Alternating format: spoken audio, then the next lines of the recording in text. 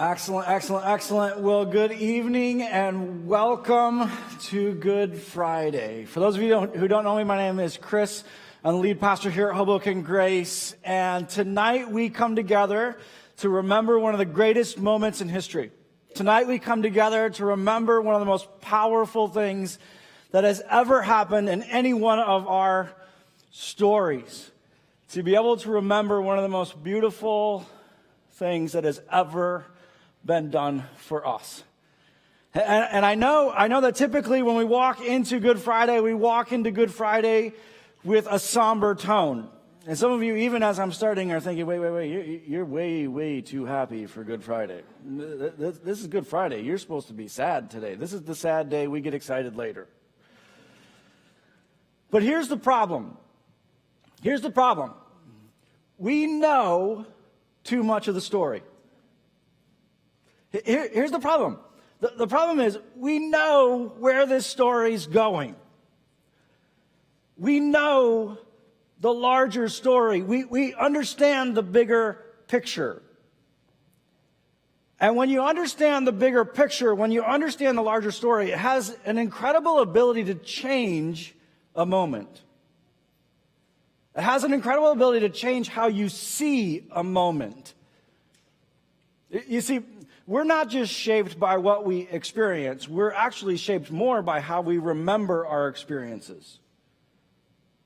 The Nobel Peace Prize winner, Daniel Kahneman, he talks about this in his book, Thinking Fast and Slow. He's done a great deal of research in how our remembrance of a moment is actually more impactful than the moment itself. And our memory of a moment is impacted by all sorts of things beyond just the experience. And so there are moments in your life that were great, but when you think about them, you get sick. Some of you have been on tremendous first dates that you do not want to think of again, because you know the larger story. And even thinking about that moment, even though the experience of the moment was very positive, even thinking about it makes you sick. Because you know where it led. You know how that turned out. It's why no one likes to watch Titanic again. You know where it leads. You know he dies. You know he could have easily fit on that raft with Rose.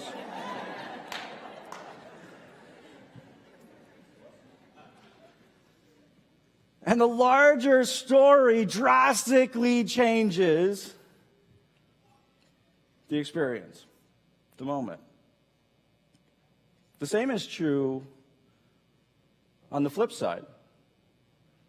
There are some really awful moments in your life that you look back on and sing about because you know what they led to. This past week, I had an interesting experience in my own life because through really random circumstances, I found myself on March 20th driving into Paterson, New Jersey. The morning of March 20th. Why that is strange is because as I was driving in, well, first of all, it's just strange to drive to Paterson, but outside of that, the other reason why it was strange is that as I was driving into Paterson, I realized the fact that I had actually driven that very same road exactly 7 years earlier. 7 years ago, on March 20th, I also was driving into Paterson, New Jersey, early in the morning. That day, I was following an ambulance. And in that ambulance was my newborn son. He had been born just a few hours earlier. The hospital in Hoboken didn't have the facilities needed to be able to care for a child with Down syndrome. And so they transferred him to Paterson. And I left Anna, my wife, at the hospital here, and I followed the ambulance.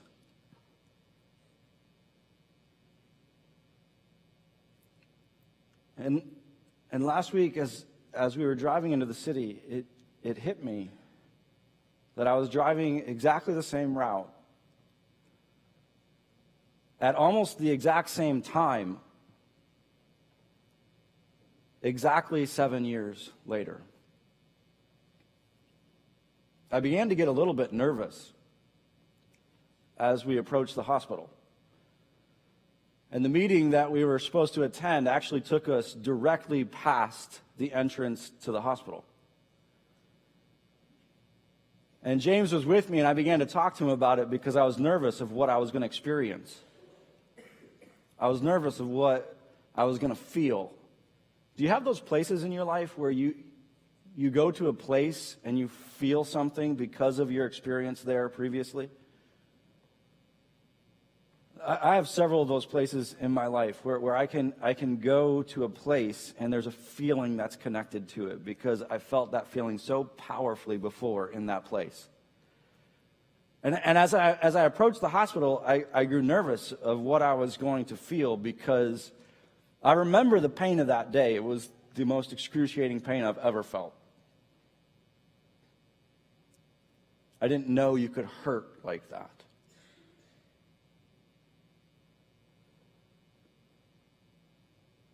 And I wondered, what is it going to be like when we drive past those doors?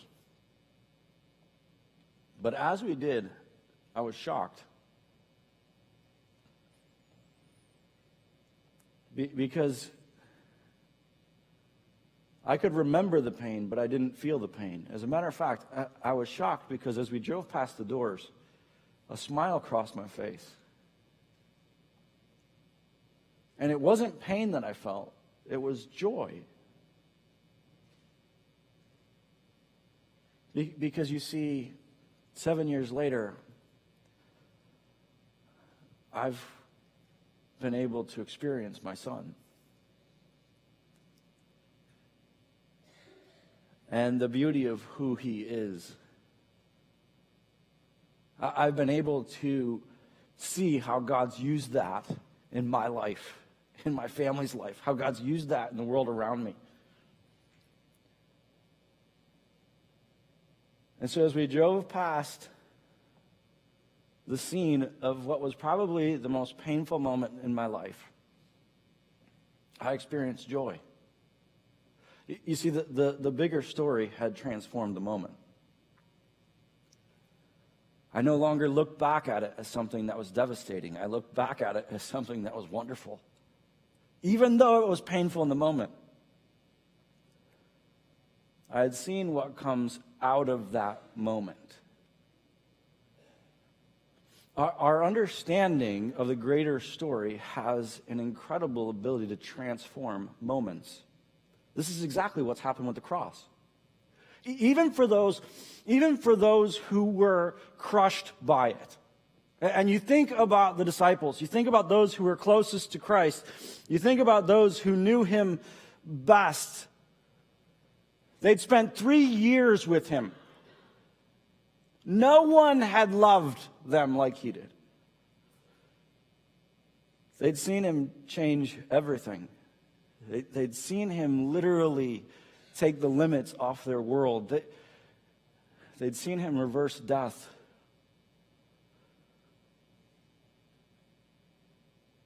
And then that day,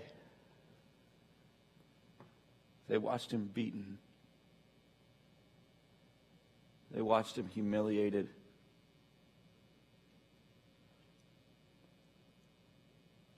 They watched him nailed to that cross.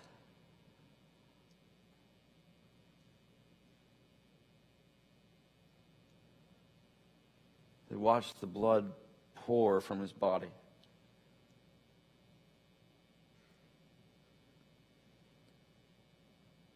They heard him cry out in agony.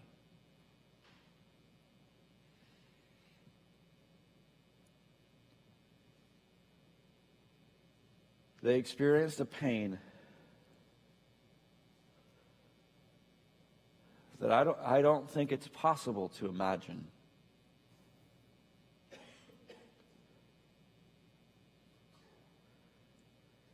And yet, even for them, even for those who were literally crushed by that moment and by what happened on that cross, even for them, when they reflected back on the cross, they didn't do so in sorrow. No. They reflected back in celebration. Even for those who had experienced that incredible, excruciating pain of that moment, when they reflected back on it, when they wrote about it, when they shared it with those around them, they didn't share it with sorrow, they shared it with celebration. Why? Because they knew what would come from it.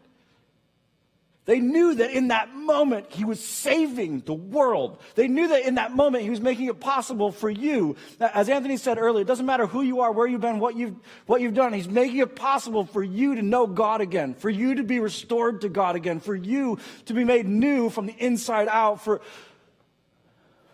you, as the scriptures say, to be made right with God without keeping the requirements of the law, for you to be forgiven,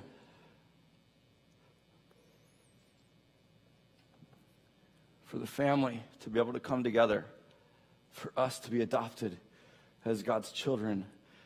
You see, they knew the bigger picture, and they'd experienced what came out of that moment, and it changed everything about how they saw it. It changed everything about how they talked about it. It changed everything about how they felt about that moment. Because you see, the bigger picture, the greater story, has an incredible ability to change a moment.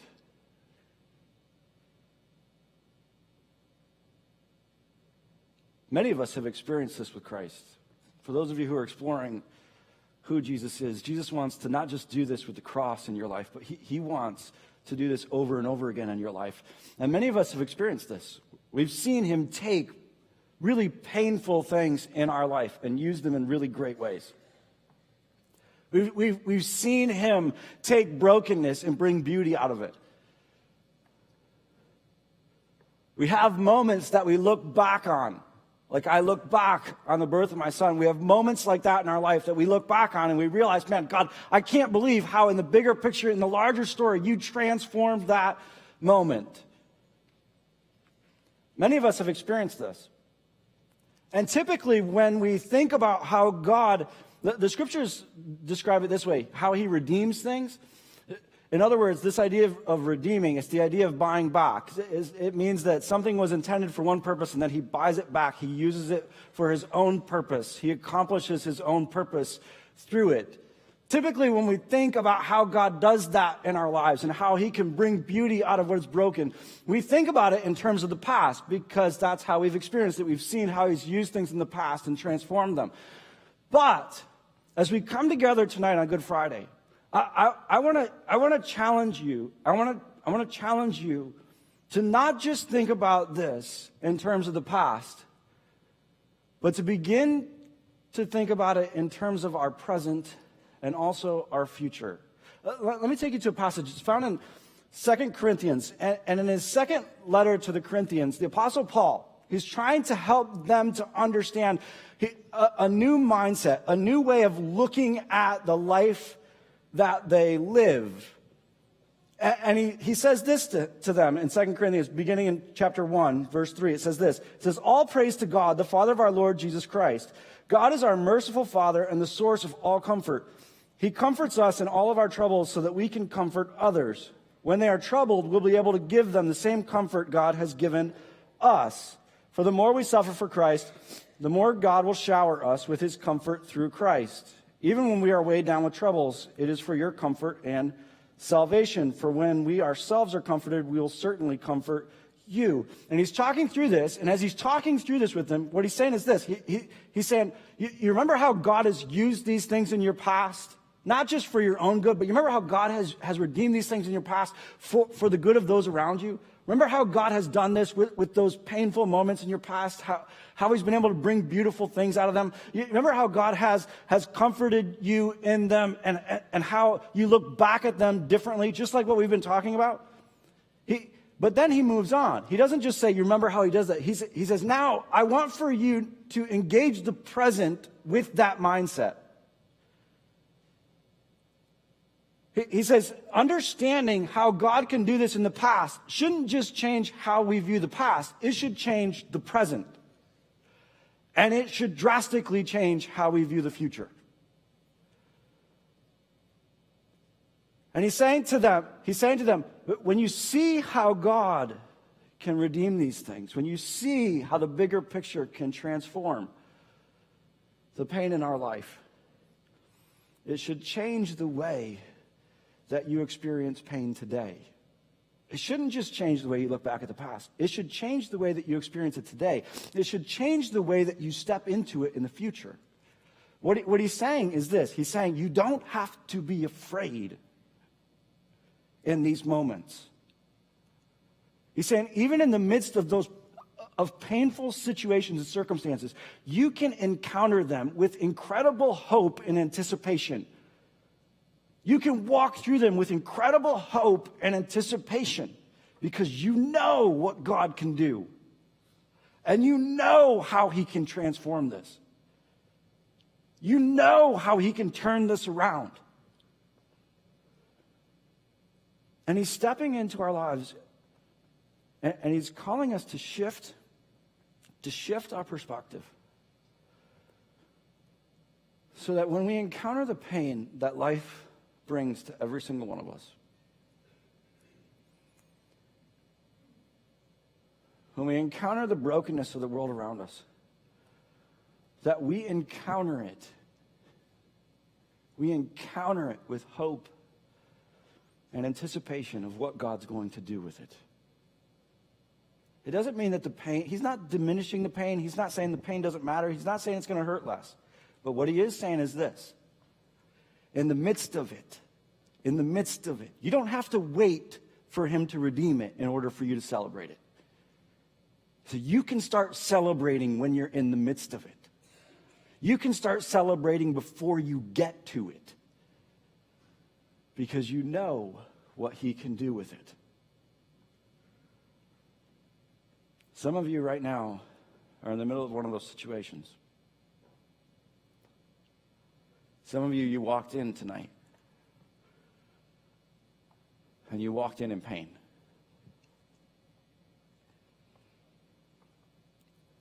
And you feel like the world's been turned upside down.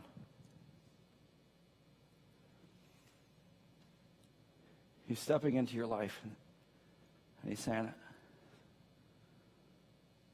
you don't have to wait. You don't have to wait for God to transform it, for you to be able to experience the joy of what he's going to do. You can begin to experience that now. You can begin to experience that with him now because you know what he's done in the past. And you know that he'll be faithful to do it in the future. You know that God doesn't waste a single pain. You know how God can take the darkest of moments and turn them into the most glorious. You know how he can do that. Don't wait to see the end before you begin to celebrate. Celebrate even in the midst of it. And you say, how in the world do I do that? How in the world do we do that? You don't do it by telling yourself that it's going to be okay. You don't. You do it exactly the way he's calling them to do it inside that passage. Because he doesn't start off and just say, hey, listen, I want for you to be excited about what God's going to do with what you're going through. He doesn't start off that way, does he? He starts off and he says, I want for you to remember how he's done it before. I want for you to remember how God comforts us. I want for you to remember how he's done this previously. You see, if we're going to have the mindset where we're able to encounter those dark moments in life, if we're going to have the mindset, we're going to be able to encounter the brokenness of the world around us, but to be able to encounter it with anticipation, where we'll be able to encounter it with confidence and hope rather than being overcome by it. If we're going to be able to encounter those moments and to be able to celebrate what God's going to do, even though we haven't seen it yet, it won't be because we tell ourselves it's going to be okay. It will be because we constantly call ourselves back to remembering how he's done it before. You see, that's what Good Friday is all about. It's remembering how he's done it before. And the more you remember how he's done it before, the more confidence you'll have in the moment that he's going to do it again. This is why God calls us to communion, of the Lord's Supper. It's a remembrance over and over and over again of how he's done it before. It's a remembrance over and over and over again of how God took the cross, and out of the cross made it possible for us to be united with him. And we remember it week after week after week. For those of you who don't know, the Lord's Supper is what you see on the tables that are at each of the columns. And every week we have this set up with the bread and the cup. And the bread represents the body of Christ that was broken on that cross. And the cup represents his blood that was shed for us. It's a remembrance. It's something that we remember time after time after time after time, so that we don't forget both what he did for us, and so that we don't forget how he can take the darkest of moments and tell the glorious of stories. But we have to remember to over and over and over again remember how he's done it before. We have to share it with each other.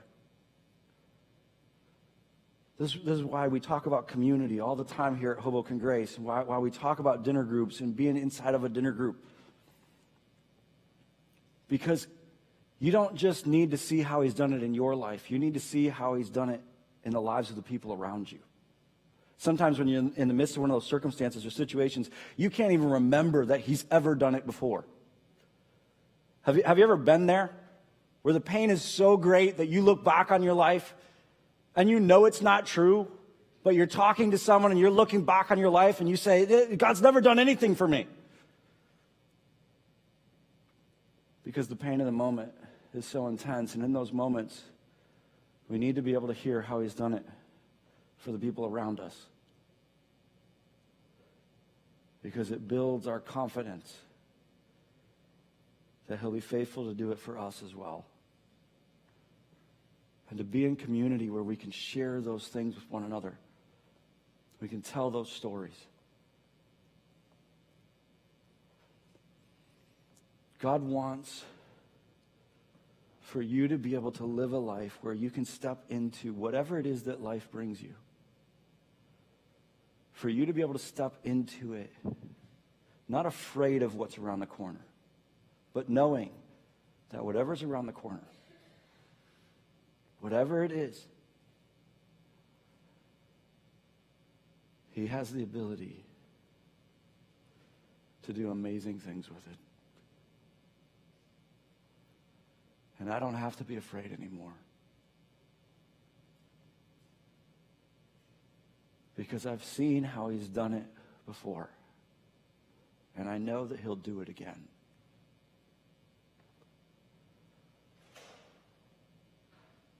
This past year, there was a story or a song that emerged from our community. It was written by our team. It goes like this. It says, I ask you, what's your will? And in the waiting, I'll praise you still. You've already given more than I can ask for, and you'll do it again like you've done it before. Faithful, constant, never-changing God, ever-present Father, holder of my heart. Time moves, silence builds, but in the quiet, I'll praise you still. If you don't answer, bring peace to my soul. Do it again like you've done it before. Will you do it again like you've done it before? I've seen what you've done, but God, I forget. I'm waiting with you. Your love on the cross is why I can trust that you are enough. You guide me though I stumble through, and in the journey make me more like you. You came for us, and our hope will remain that you'll do it again like you've done it before. One day, you'll do it again like you've done it before. Will you bow your head with me? I want to invite you tonight as we come together to remember the cross. I want to invite you to remember how God's done this in your life. To think back to a moment where God's taken what you thought was going to crush you, and He's turned it into something beautiful and wonderful.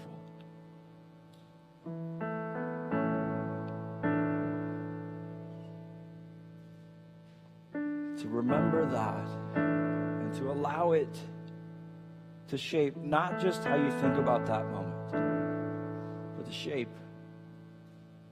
how you engage this moment, how you think about what's ahead.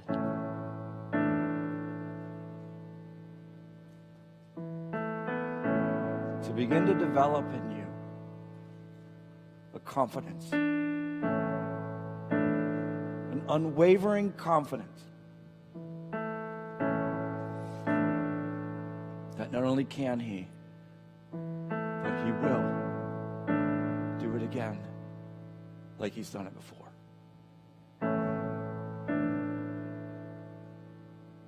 For those of you who are in the middle of one of those situations and circumstances,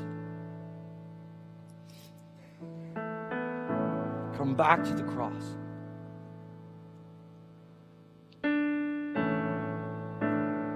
Come back to the cross and remember what He did and what He made possible through that moment.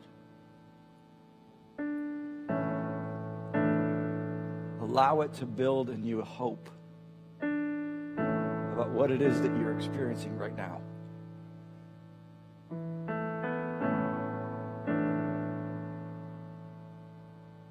Father, we want to have a mindset that not only engages the past,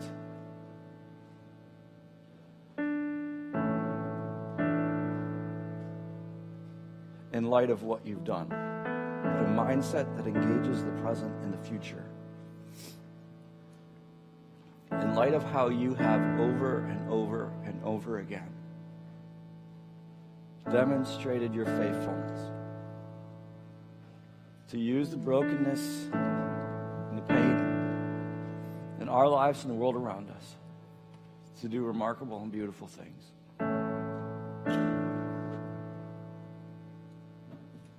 Father, I pray that tonight as we come to the cross, we look at what you did.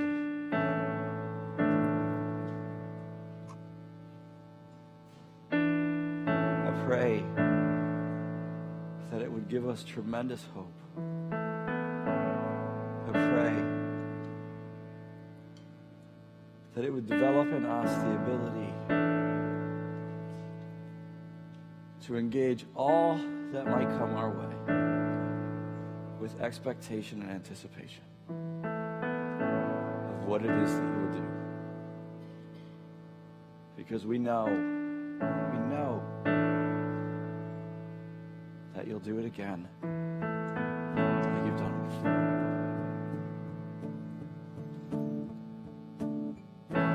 Would you guys stand with us as we go into that song and celebrate with him the fact that he'll do it again as he's done it before.